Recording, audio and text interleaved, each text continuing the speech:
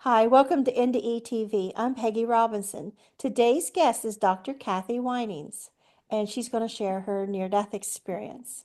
Hi, Kathy.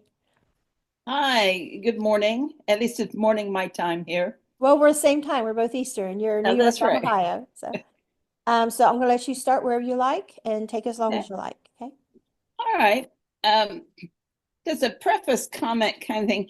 I have learned to, as a result of my NDE, to be grateful, really grateful for life and for love.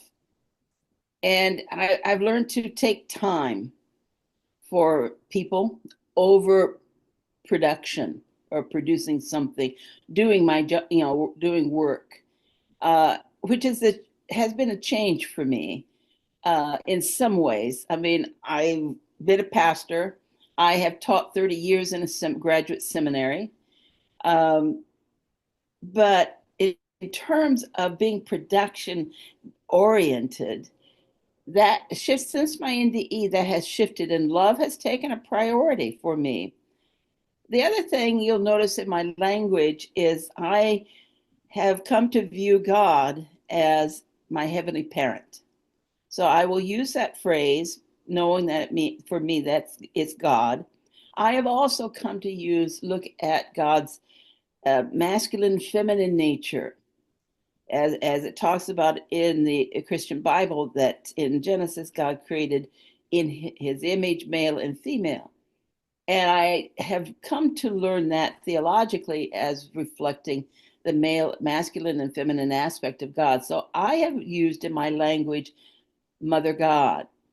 So that's why I'm prefacing my talk, because I want you to understand why I say it. And through my NDE, I've really come to experience that in many ways, uh, especially the Mother God aspect. But having a brain aneurysm is something that most of us don't know that we have one in our brain, and most of the time they don't rupture; they're small. However, in a small percentage of those that do uh, rupture, it does not bode well for them, because at that point, generally, because of the loss of the fluids and the blood in particular that is involved in the brain, then they say ultimately 62 to 68% do not survive. And they don't survive the first hour. That's how quick it happens. And those who do survive, of that, the percentage is roughly only 18%, 12 to 18% survive unharmed. The vast majority of people who survive have major cerebral damage, cognitively and physically, because also it impacts often our internal carotid artery.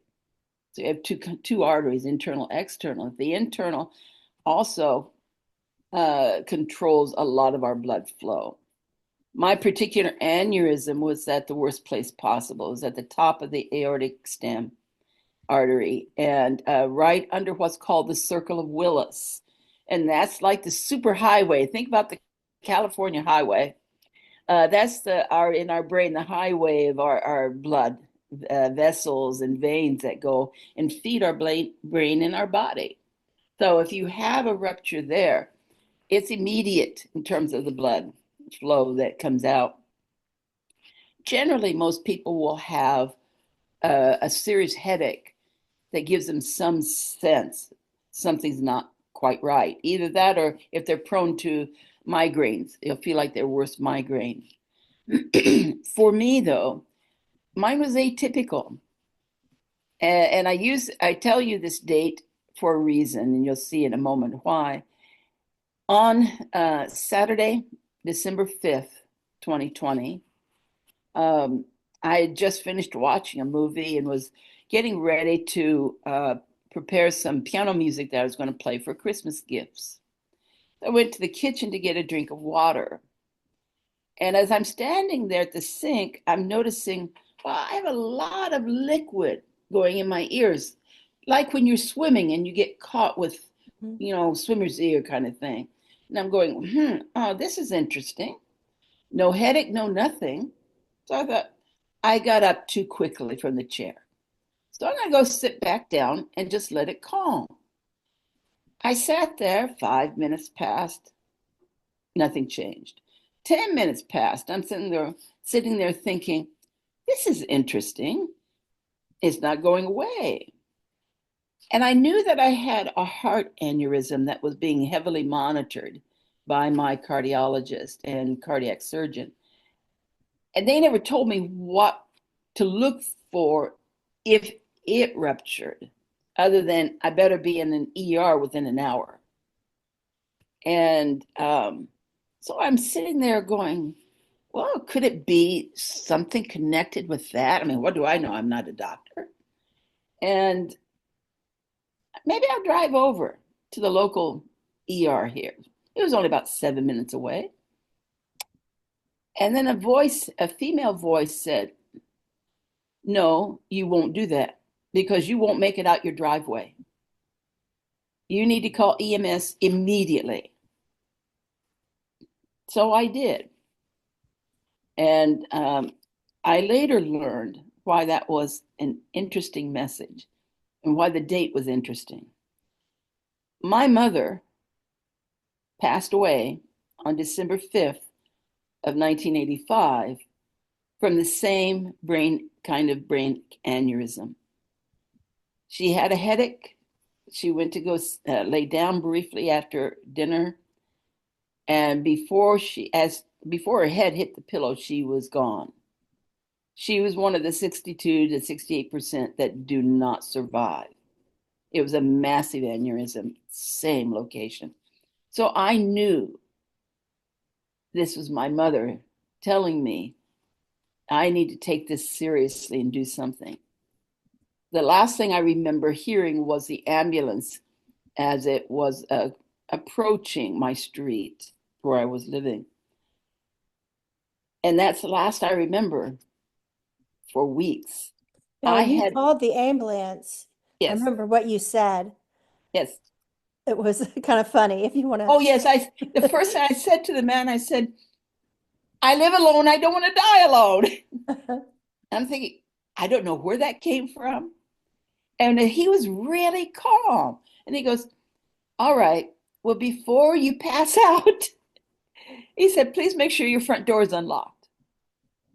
And that's the last thing I did. I was sitting on my piano bench. I reached over, unlocked it. That was it. That was it. Because the first stroke was hitting as they arrived, I was told. It's a good thing he said that. I imagine that would take some time, open a door like that. Yes, that was, I mean, and the fact that he was so calm about it. I sent him a thank you card later to the office there for what they did. But I was like, this is really interesting.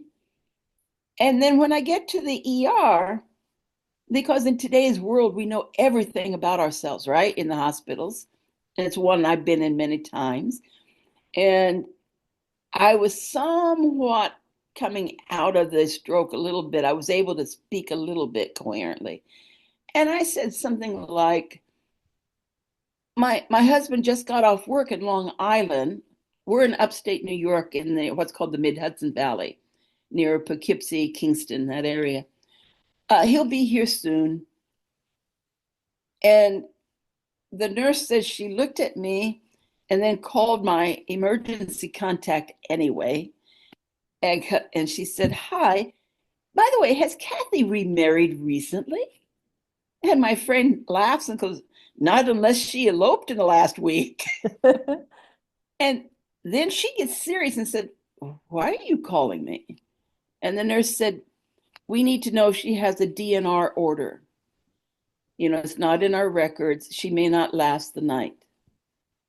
That freaked out my friend. It's Yeah. the last thing she expected to hear. And she also asked me to change her as my call to person. Oh, So that's fine. You had to be comfortable. I realized that person has to be comfortable with a wide range of calls that might come in from an ER. yeah. So Fortunately, they got me down to the major hospital, in which is Vassar Brothers. It's about a 40-minute drive, 30, 40-minute drive. And they had just created a brand new neurosurgical unit and institute there. So they got a surgeon out from White Plains, New York. That was an hour, he's about an hour, 10-minute drive, and got him up there by 10 o'clock Saturday night. And that began my journey in that sense. Of course, I was in La La Land at that point. You were in and out. Yes, I was in and out of consciousness. Uh, I only have 5 conscious memories of my time in the ICU. It was 2 months in the ICU total. Um, Others filled me in. The nurses filled me in. They thought I was a very funny person. As one time, evidently, I asked the nurse, "Why do you have an American accent?"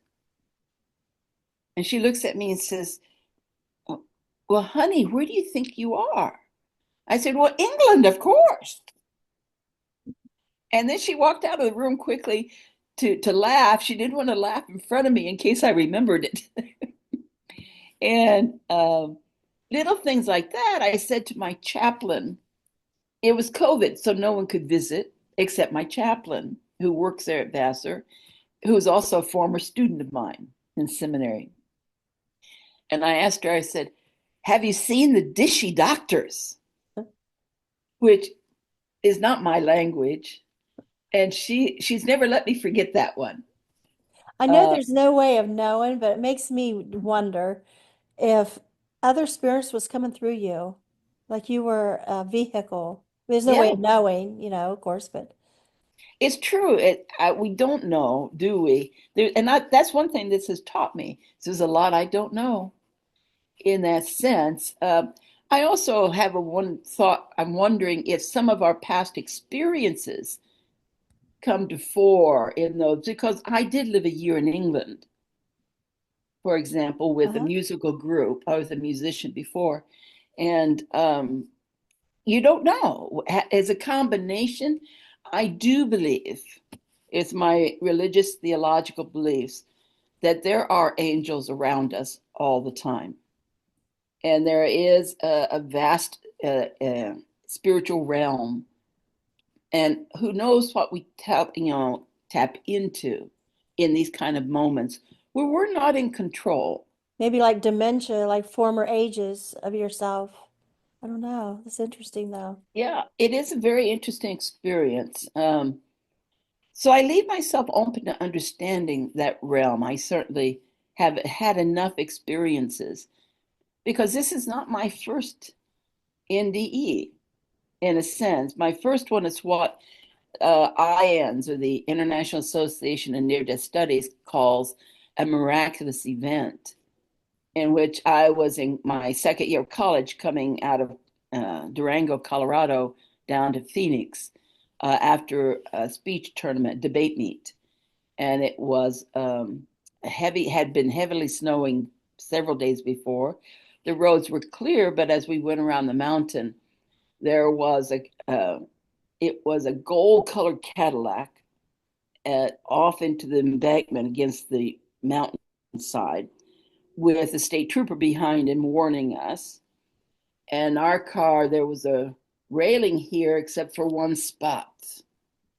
And our car, instead of going toward the mountain embankment, went over to the edge of the road. And my life flashed before my eyes that time.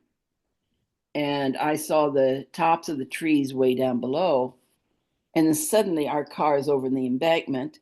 So the driver and his wife of the Cadillac and the trooper comes rushing over.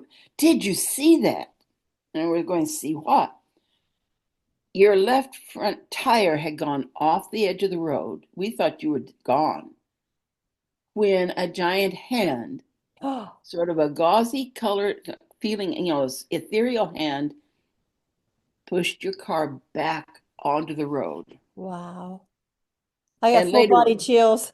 oh, later on, I heard a message from God that said, that's your rebirth. And it was not long after that that I became a lot more involved in my faith, and actually went to seminary after that. I But mean, for a this, cop to say that too, not huh? just for a cop to say that, to witness that, not Yeah. just somebody's, it was, that gives the credibility. Yes, we had 5 people that saw it actually. The drivers and his wife, the trooper, and our second car behind us, Wow. the two in there. So yes, it was like, wow. But this one was a very different NDE experience for me. Um, they were trying to, I had 2 strokes in the first hospital there in the ICU.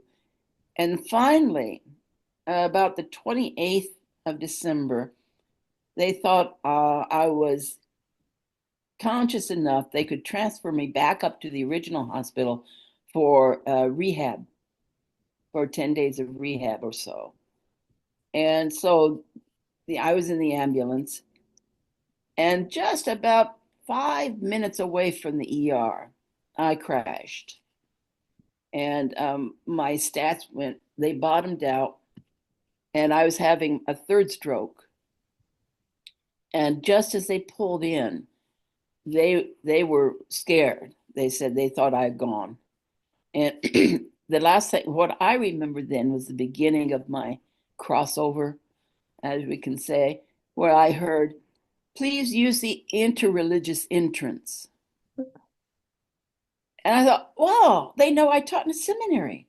Oh, that's nice. I didn't know Northern Dutch had 2 entrances for the ER. Oh, that's interesting.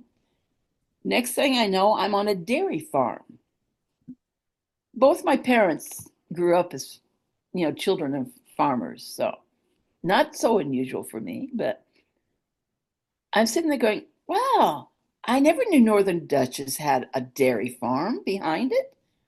I never remember seeing it. Wow, this is interesting. I'm having this internal thought.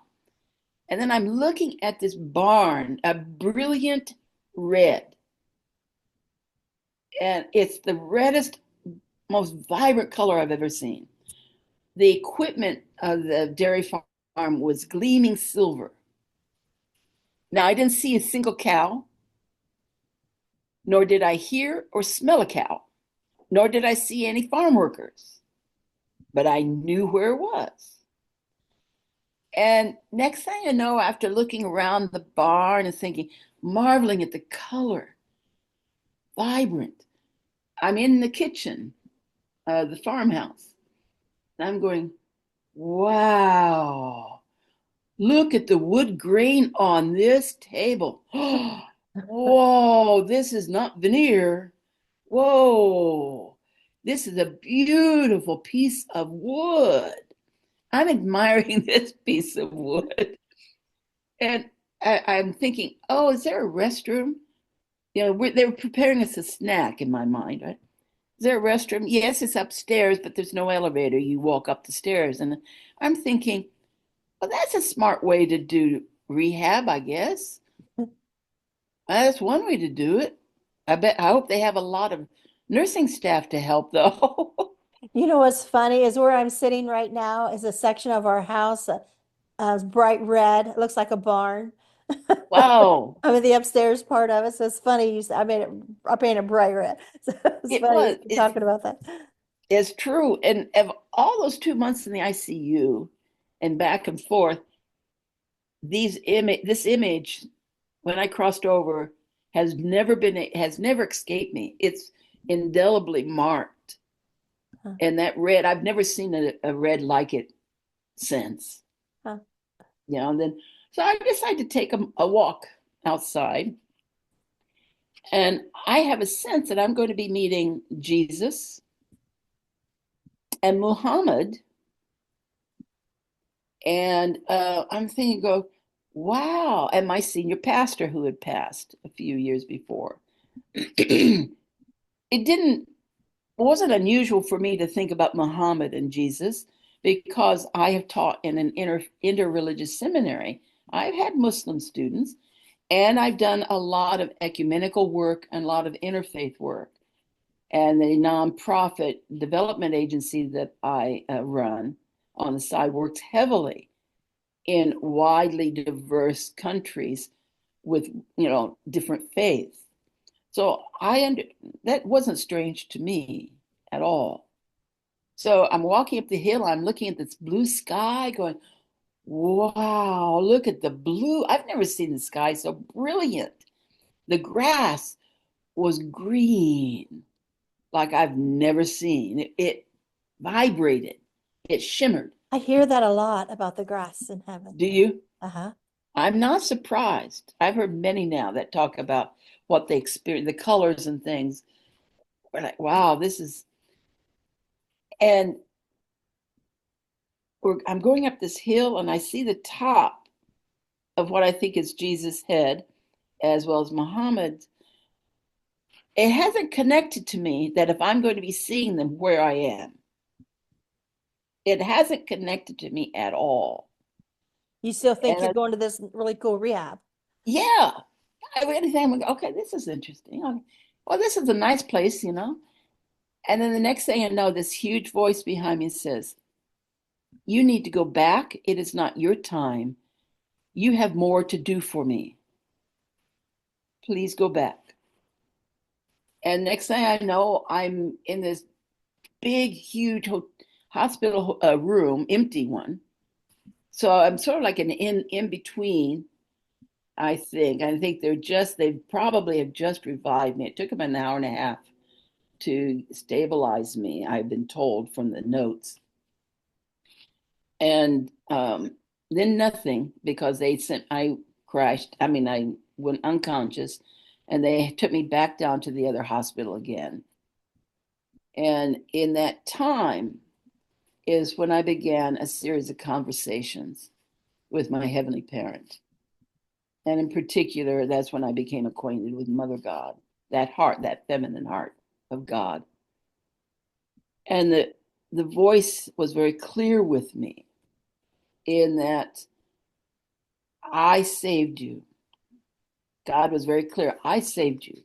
It wasn't your doctrine and it wasn't your theology or concepts, but it was my love that flows actively in your veins, much as your blood flows in your vein. And I was asked to put my hand on my arm to feel, do you feel your blood flow in your wrist, in your arm? Do you understand that? That is how real my love flows within your veins as well. And said, your life will be changed. You will not think the same. You will not act the same. You have this experience. Why? Because all human beings are my sons and daughters, without question. I love them all unconditionally.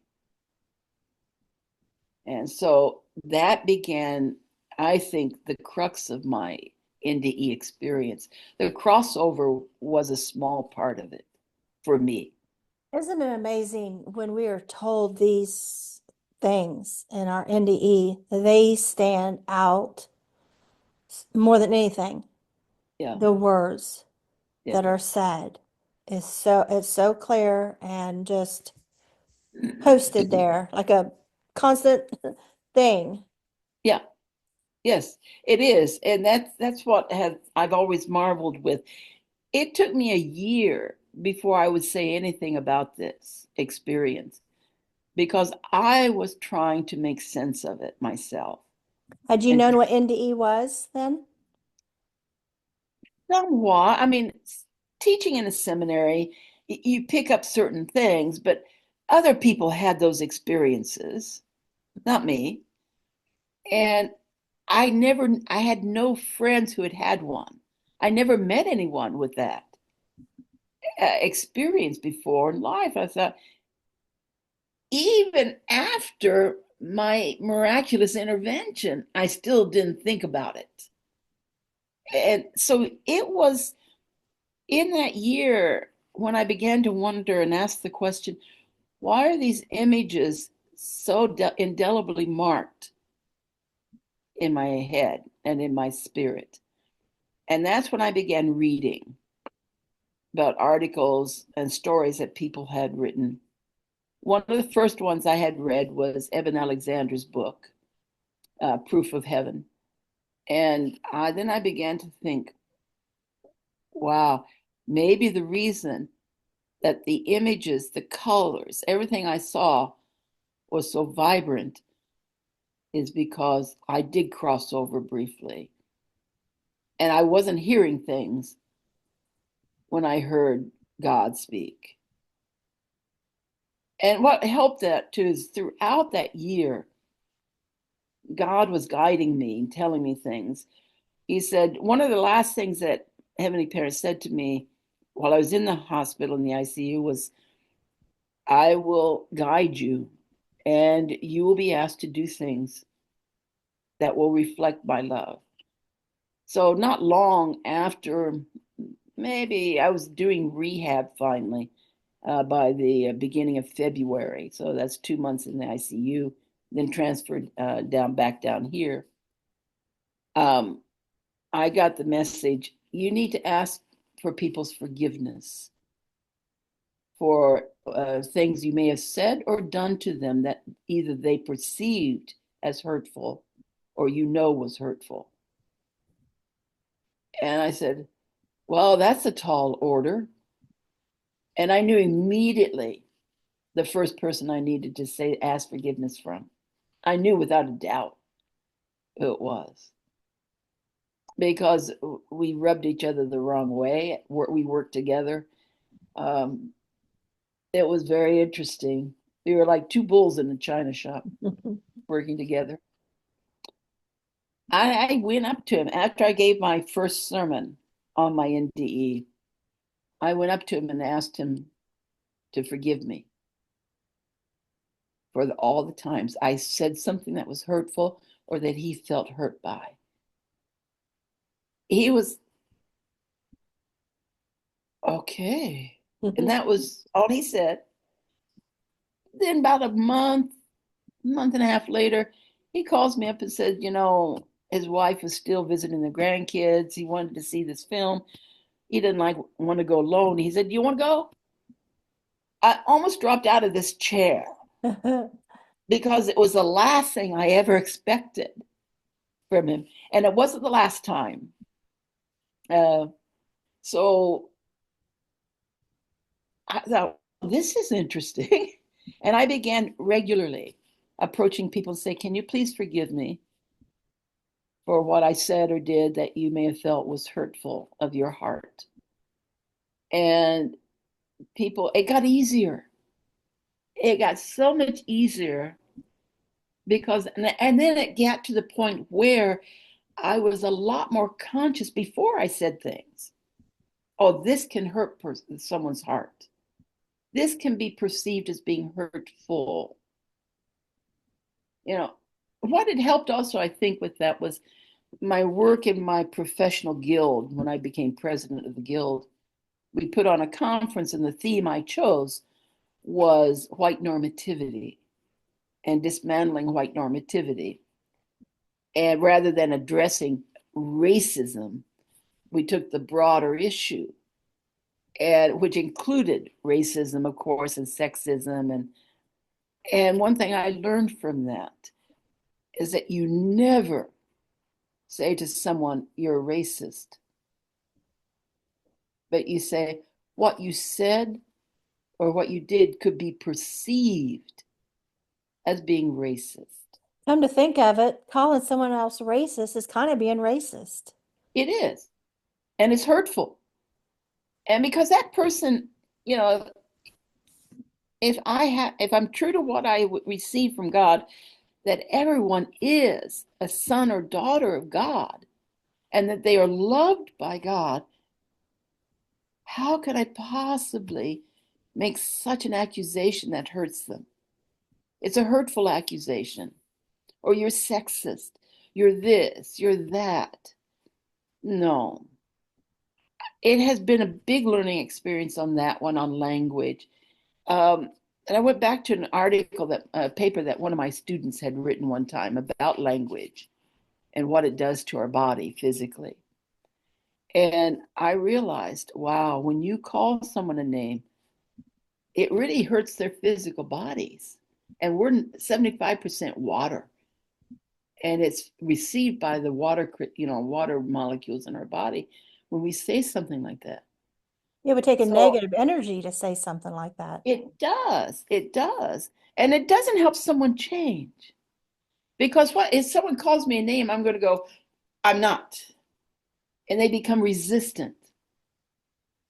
But if I say, like during the last political campaign, if I didn't agree with a candidate, rather than say they are XXXX, I don't agree with that policy that they're espousing.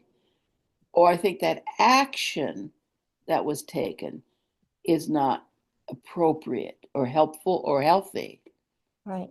And it does, but I'm not saying that they're that. I'm still leaving room that they are loved by God. That person is my brother or sister under God. And that was the other big learning experience for me, continually now, because I have to watch. I'll get a little reminder sometimes from Mother God will say, Kathy, you promised, right? When involuntary things happen, how many times have we been cut off by a poor driver? Now, I don't know about some people, but I know in the past, I would have said,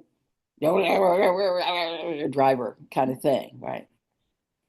I couldn't curse because I was never allowed to do that as a child. Otherwise, I got my mouth washed out with soap. But, it was like, like without thought. It was automatic. I've noticed in the last year when I've had a bad driver, cut me off or something, rather than think that way, I said to myself, oh, I hope that they can have a chance to learn about better driving skills, to be safer so that they don't hurt themselves or others. The first time I did that, I'm going, wow, you Look really at have you. changed. Yeah. you know. So now when I read posts from friends on Facebook or something, um, I have said one time, I said, I would suggest that we pray for that candidate or that person and ask that they find God and that they seek forgiveness. Or one person got off about the LGBTQI movement, and I knew where they were coming from theologically.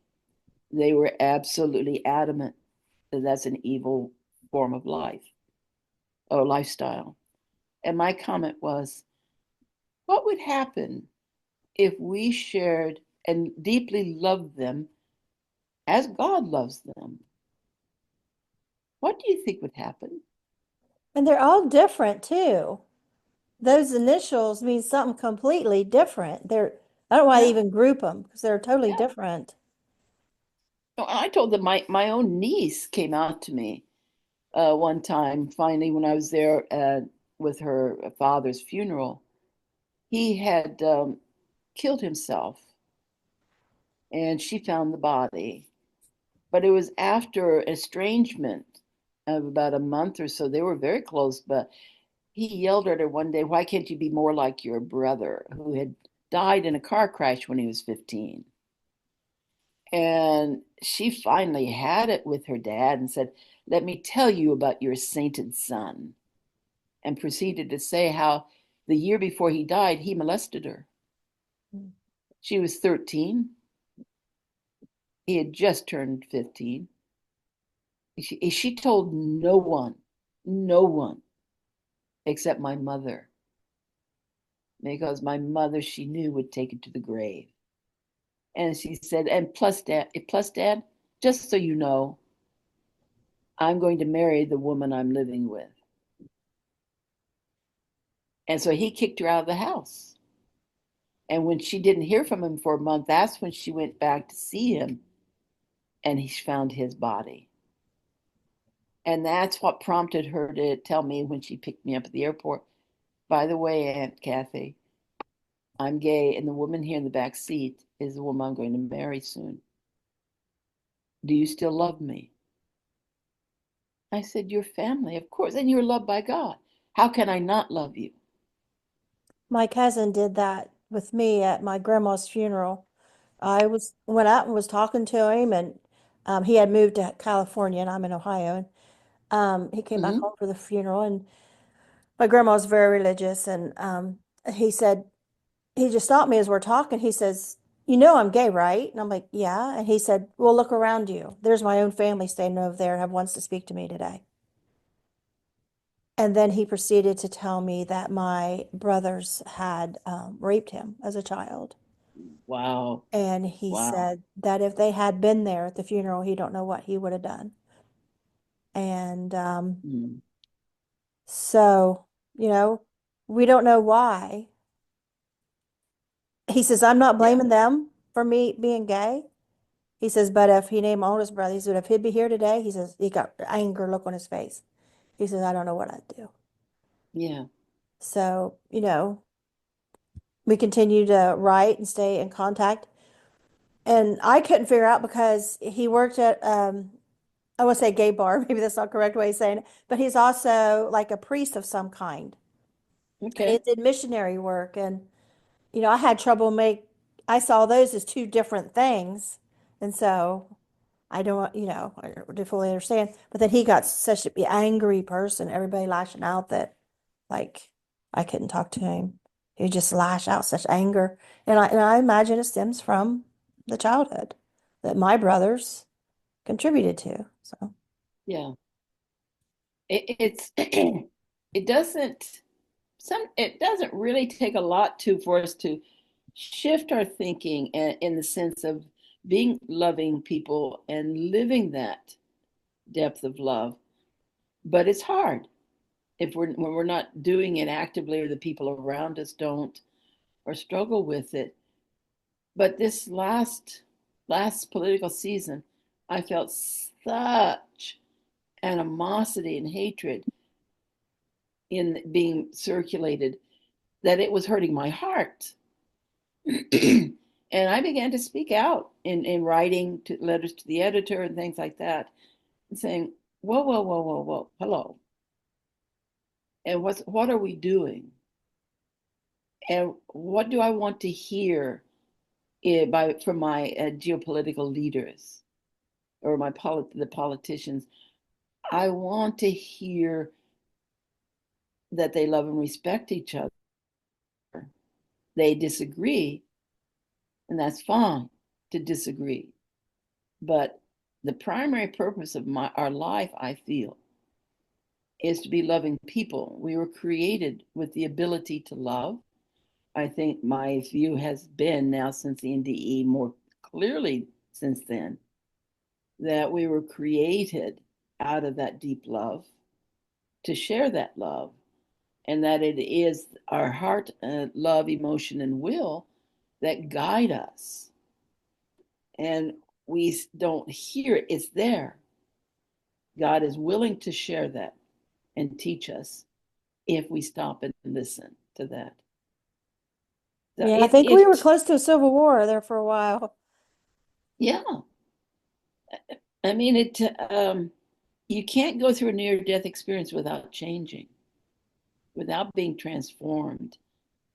Um, that's why I divide my life between before the NDE and after. And I've learned that an NDE doesn't is not a one-time experience. It continues in the sense of what you learn and experience from it. All I have to do is think back of the barn and the peace and the beauty that I experienced, and then put that together with the ongoing words and guidance I've received. And you promised this. What's hard? What are you having problems with doing right now? And it's finding, you know, how to find the love in other people and the why God loves them. And it's there. Even the most challenging person in our life or in the public life is love. It has love of God. We just have to listen and find out what it's, how it's there, how it's expressed. It makes me think of several years back, there was a young man that walked into a school fully equipped to do the harm, and the secretary talked to him and said, "Oh, I know what you're going through. I went through this and I went through that." And you probably remember what I'm talking about. And he ended up giving up Yeah, his weapons and nobody got hurt. And of course, not everybody gets the opportunity to talk to someone. Usually they're just, violent from the yeah. get-go. But, um, I don't know whatever happened with that man, but people can get apparently so far into the darkness that they can't Yeah. find their way back in the light. Yes. We don't know how to express love. We are afraid to, I think. We say, well, this person is lovable, but not this one. I can give my love here, but not there. As if it's a possession. And what happens to those people that are rejected? They end Yeah, up possibly a dangerous, hurting a lot of people. And not that I'm making excuses for that whatsoever, but yeah. you don't know what your straw could break someone's back. So, It's so true. It's so true. Even the most hardcore person can change. And if they don't change on this side, they can change on the other side. I do not believe in theologically, I do not believe in an eternal hell. I used to work in child protection. I started when I was 28. I worked there almost 8 years. And, now that I'll be 64 this month, I can look back and what did I do to people? I was saving children, right?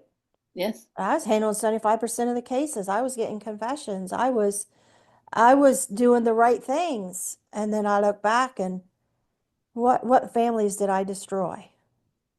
yeah, What exactly. did I do? And how do we go now and teach young CPS workers the seriousness of what they're doing here? And where can they go for help when they start getting burnout? Because you get to the point you're just a robot, just filling out paperwork. You don't even hear people's emotions anymore. Yeah, And exactly. so, yeah, it's just like this difference of our perspective at one age versus another after having wisdom. And but at that age, nobody could have told me what I'm trying to say now. And just like NDEs, after my second NDE at 25, a few months later, I saw Oprah was new at the time, and she had people on talking they had died, and I don't know if I caught the word NDE. I don't think I did. I don't know what these things were, and I'm like, Mm, oh my God, how ridiculous! Oh my God, how stupid do they think people are? And all of a sudden, something hit me. Like, oh my God, it was real. And their voice was like, no, it wasn't. Like, but yeah, it was. It was this dialogue. And I thought if I hadn't allowed myself to remember that, if that hadn't happened, I know I would have been the biggest advocate against NDEs. They're false prophets, they're liars, I would have been totally against every bit of this. yeah. Much of what we see, I think, and experience in the world has been, if you look deep enough, we see the person was not able to experience love, not understand about it, was frustrated by it. Um, and so they did what they did because they felt they had no other recourse. I mean, certainly I have to be careful when I talk about my NDE that I don't come off as, well, now that I'm perfect or this or that. No, it's always an everyday learning experience because there are infinite number of people in this world with different diverse personalities gifts and qualities and quirks and challenges. And it does take, there are times when I'm challenged to really learn and sit back and say, what is it that Mother God wants me to understand about this person? What is it that is important here? How do I change my thinking so that I don't react, I respond to people, how to have a forgiving heart and nature. It's also taught me to listen. If we, in our IT world, I believe that we're so used to hearing things, being bombarded by what knowledge we can get and what we can do with the latest technology. And, we've got AI now, what is real, and this and that. And we don't take the time to stop and listen. I have one other experience after my NDE has been, I spend time every day just sitting here quietly. What is it you want to tell me today? Or what is it I haven't heard?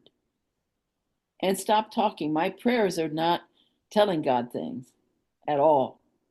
There's a little of that, of course. I'm concerned, I offer this prayer for this person, like that, but I'll sit there and go,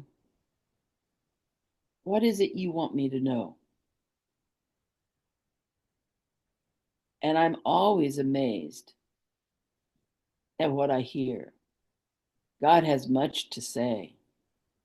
God One, has not stopped speaking to us. one of my favorite sayings I saw years ago was, you can't see eye to eye with someone when you're looking down your nose at them. Oh, I love that. I love that. I love that. Um, Yeah. it's like also the William Gladstone quote that we look forward to the time when the power of love will replace the love of power. Then we will have, our world will be different, and we'll know the blessings of peace at that time. And so Trying to think, I wrote that's what my something. Indies taught me. One of my guests said one day, and I wrote it down. I put it on my refrigerator. I'm trying to think of what it says. Something um, like winning isn't, forget what it says, but it is like justice isn't winning. It's compassion. I know I'm saying it all wrong, but it had to do with not being competitive. Like you're not winning unless it comes Yeah, out as you're compassionate. So I don't know. I can't remember. It yeah, was on my refrigerator. I remember it. But um, so yeah, yeah. it's It's not always a question of being right. yes. Like my son and I, we used to get in arguments and not very often, but and he'd leave and I would call him right away and apologize. Because I feel I'm the mother. It's my job to apologize. It doesn't mean I'm wrong. It means I'm sorry that we're like this now, and he'd cry and I'd cry and it was never, it could never be, and like, with your kids or people you're close to, it can't be about being right. Yeah, It has to be about keeping this relationship going at all costs. My yes, mother-in-law used to say that her mother used to always say, peace at any cost. Like, wow, that's hard. yeah. It's hard. It is. And living a life of love is not always easy today. We're challenged at every corner and every turn that we take if we choose to look at it that way. And if I step back and say, wow, I don't have to look at things that way. And so that's why I'm very grateful. I'm grateful for my life. I'm grateful for what I've been learning and still continue to learn from my near-death experience. Um, And I'm grateful that I can be able to give love and And to when you receive it. told something like, not just that you have work to do, but you have work to do for me. Yes, yeah. And I feel that. I feel that quite strongly. And even how I teach my piano lessons to my students has shifted a bit. So as I tell them, it's not about playing from here. It's not about technique. Technique will come. It is about playing from here, from the core of your being, which is the core of God, heart, love. You allow that to come through your fingers to fuel the music. Then this will come. It's hard. It's hard for a 15 and 16-year-old to get it. Most of my students are middle teens. It's hard. But bit by bit, they're saying, okay, I think I understand. But yeah, even how I teach piano has shifted.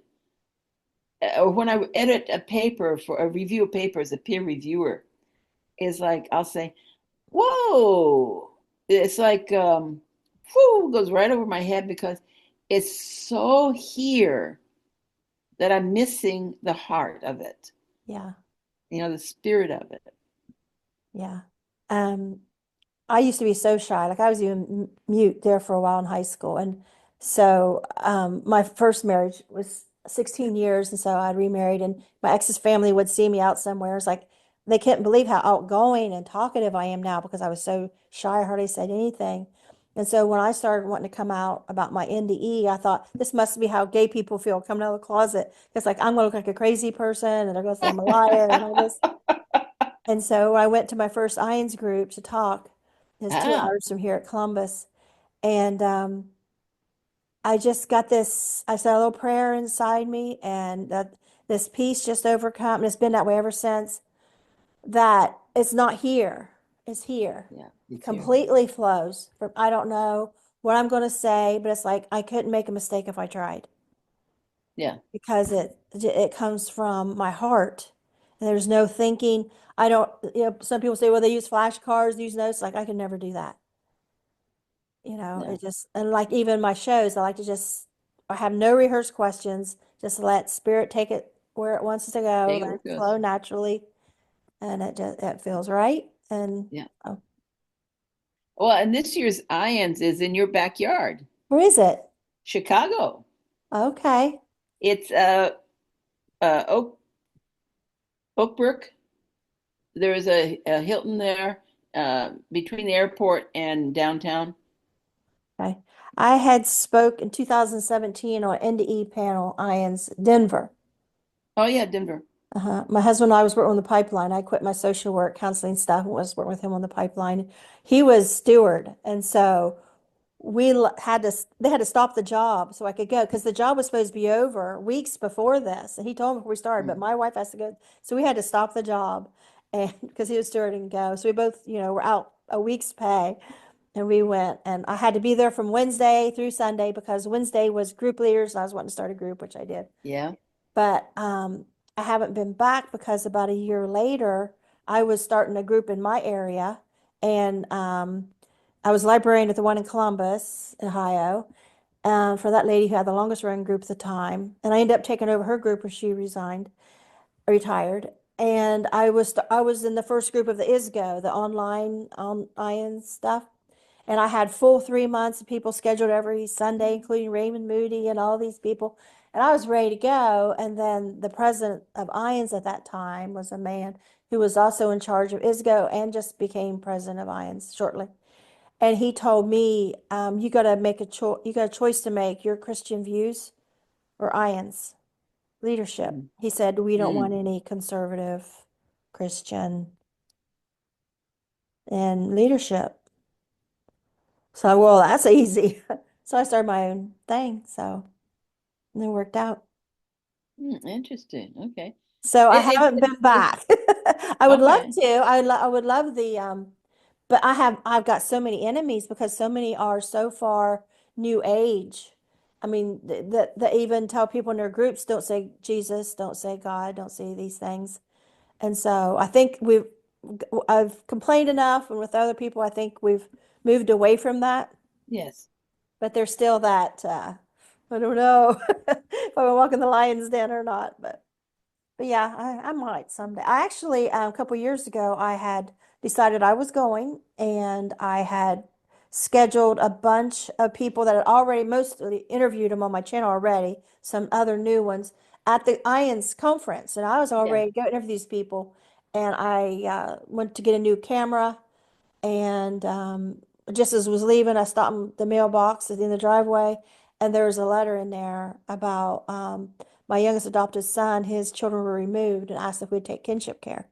So I'm like, not going to Ions. We got to focus on this. And Sure. Sure. so that was out of the questions. But I Yeah. almost went one year, but I might someday. I don't know. Because, we run to that political issue. I run into political issues over there because they're huge, against a lot of things that I'm for. And so I don't know. Sometimes you just stay in your own yard, Yeah. do your own Yeah, thing. it's a lot less like that now. And so Janet does a good job, I think, of keeping it focused. But for people who are interested in different issues or learning more, certainly their resource section on the website is a great source for an okay, here I could read this for this, or whether it's an article or the video or book, what's coming out. Um, they just talked about Jeffrey Long's new book. He interviewed over 800 NDEs and did a great job of here are the common points. So it's a good resource for people who'd like to know a little bit more at least. But Yeah, it's like good Jeffrey that Long, stations, yeah, YouTube's like this is helpful. the NDRF, his website is the first place I shared my NDE. When I Okay, first learned how to get on the computer and okay, all right, search what I want to look up, and I put in NDE, and it was like submit your story here. And I typed it in so fast I didn't even correct spelling errors or anything, and couldn't wait to hit submit. Like there, I did it. God, I did it. Like yep, that was it. yep, And thought that's all there'd be to it. And I'm trying to think what year that was, maybe 15. And then Jody got a hold of me and said, "Can I put your story in my book?" She was making a book for her dad who was dying, and she okay, wanted to take some stories. I was 16, she picked, and mine was like chapter 14. And oh so when I good, wrote my book a couple years later, then she endorsed it. And then I think it's 2019, that was on Dr. Oz, and Jeffrey Long was on like on Zoom on the screen, and I was there physically. yeah, And so he already knew me and knew my story. So Dr. Oz says, "What do you think about Peggy's story?" He's like, "Oh yeah, this is about angels, the episode." So I'm yeah, a lot. They are very close to my heart, Dr. Jeffrey Long and Jody. So, and in his book, God in the Afterlife, that was oh a yeah, huge thing too, because I felt so many were trying to push God and Jesus out, and here he is, this major researcher in NDEs, and it's God in the afterlife. So, and yeah, I really like the work that John Burke has done on NDEs too. And I got to meet him at a Heaven is Real conference in Horseshoe, Texas last summer. We were on the stage okay, together and talking about NDEs and stuff. So that was an honor. But so there is a niche, like if people want to go, the reincarnation route, or we were talking earlier, the UFO NDE route, or the Christian route, or then you have uh, we now have the interfaith group as well as the Christian yeah, clergy group as well. yeah, we have Randy Kay, who goes through, is this a biblical NDE, and they pray about it and before they have their guests on, so they can do Yeah. strictly Christian or whatever. So it's good that everybody can hear these, that nobody's being censored out. Like if this fits Yeah. you over here, or if this, there's NDEs everywhere. So Yes, it's true. because a lot of people want them to fit a mold. Yeah, you got to leave this out, or it has to include this. It's not biblical, or that's too Christian. And so I feel like things of like a buffet. Like Yes. there's something here for everybody. No NDE, no two NDEs are alike, are they?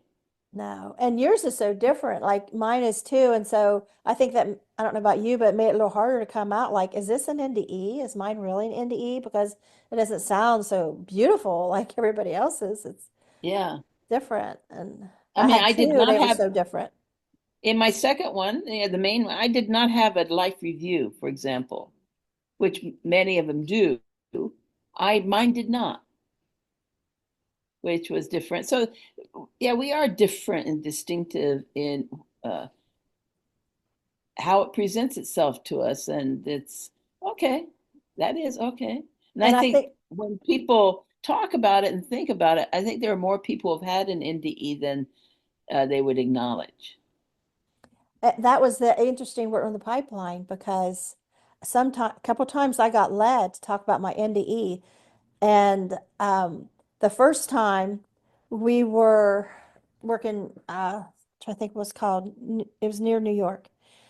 And I was working with these guys, and I woke up that morning in a hotel with my husband, go to work, and something was telling me, talk about your indies. Like, I'm not going to do that. And it kept bugging me, talk about your, and I'm not going to do that.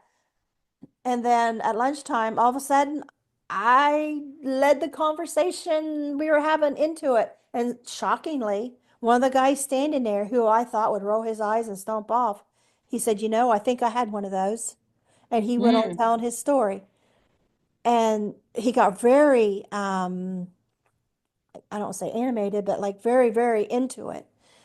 And then another time, maybe a couple years later, was at another job and it just started raining. We all had to get into the tool mhm, shelter. And so the guys are in one corner talking about the times they've been in jail, the times they've been in fights. And I'm sitting here, I'm bored. I want to talk about NDEs. So there's a little group around me, my husband, some other guys. And so I just kind of eased my way. And one guy was listening and he said, I never heard that before, NDE, but maybe that's what this was. And he told the story about this car wreck and all this stuff that happened. He says, you've given me a lot to think about. mm. So it's kind of funny in the Good. strangest places where it can come up. Yeah, And so, that's true. It's true. so I appreciate your time. It was nice meeting you. It's good to meet you, Peggy. Thank you so much. And good luck for I don't know what you're working on now. Is there anything in particular you're working on or? Well, I'm trying to finish my book Okay. on my NDE, and on the side, of course, I do a lot of editing. I still have three doctoral students I'm advising, Okay. and they're ready to graduate this year, so I'm working with them on their dissertation. But no, I speak mainly, I do a lot of speaking in churches, religious communities, community groups about this. And I'm part of a spiritual group on the side that sprang out of my church generally.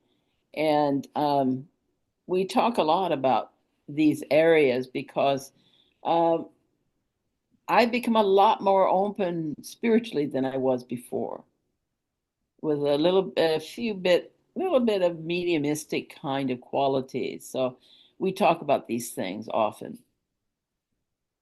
And it's getting to be a thing. It's not something we have to hide and feel ashamed that people think we're crazy. Yeah, It's getting to be where people are like, oh, I have heard of that. Or yeah, where I you're live, not. Southeast Ohio, nobody wants to hear about it around here. But I Yeah, got this, so yeah. And I'm cool. sure you're in a position where you live that it's probably just common knowledge now. Yes, I mean, I live near the Omega Institute. Um, I'm also near Bard College, and this is an interesting little area to be in. Of course, the Rhinebeck and these areas um, has always been a place for a lot of creative things. Woodstock, as well as the Woodstock Festival place, which is about an hour from me, Okay. Bethel Woods. So, yes, it's a rich area. The Middle Hudson Valley is a very rich area. Are you going to go to the IONS conference in Chicago this year?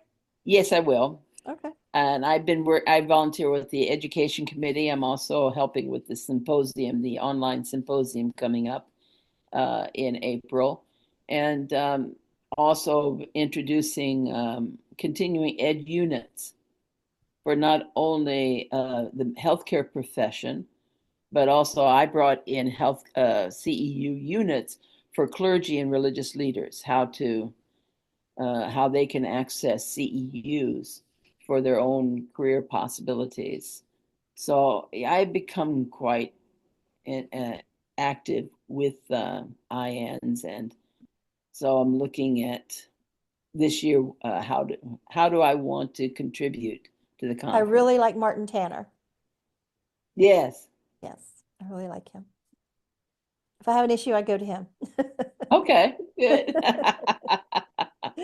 He sends people my way now and then. So, Okay, good. all right. Well, thank you. Maybe I'll see you in Chicago. All right, I hope so. Uh-huh. Thank you and have a blessed day, Peggy. Bye.